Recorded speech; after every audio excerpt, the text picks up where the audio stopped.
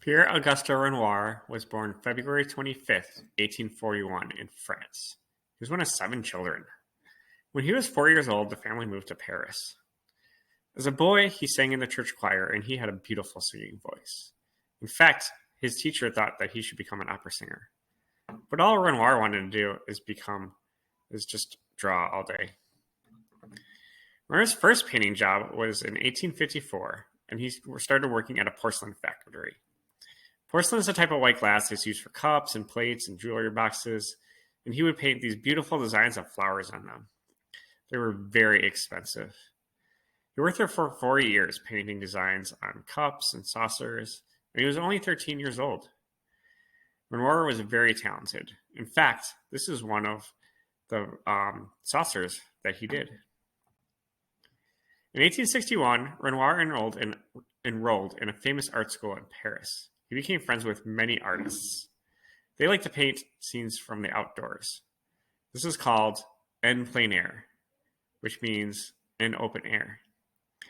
They did not have a lot of money, so they helped each other out with food and painting supplies, and they actually spent most of their money on painting on paints and brushes. They were called the starving artists. This is some of the friends that were called the Impressionists that would work together. Renoir painted in the style called Impressionism, which is marked by short brushstrokes and bright colors. He was a little bit different from the other Impressionists because he liked to paint subjects and of people rather than outside objects. As you can see, here's a couple of girls at a piano. And here is his wife and daughter outside in front of a garden. As he became older, it was difficult to paint with his old hands.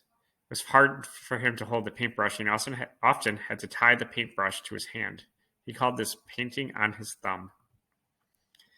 But he never wanted to stop painting, even when he couldn't paint, and he found very creative ways to create masterpieces until he died. This painting here is titled Umbrellas.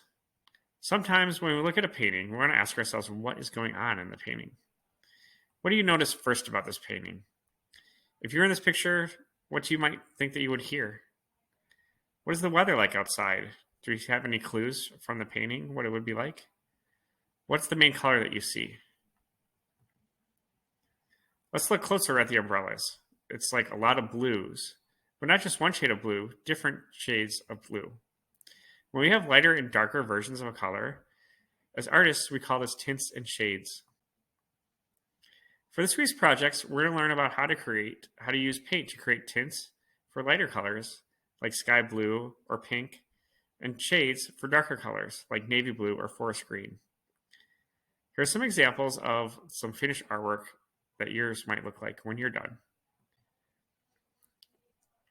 By adding white, gray, or black to a pure color, such as blue, you can create a tint, or a lighter color, a tone, which is just a different color, or a shade, which is a darker color of that pure color.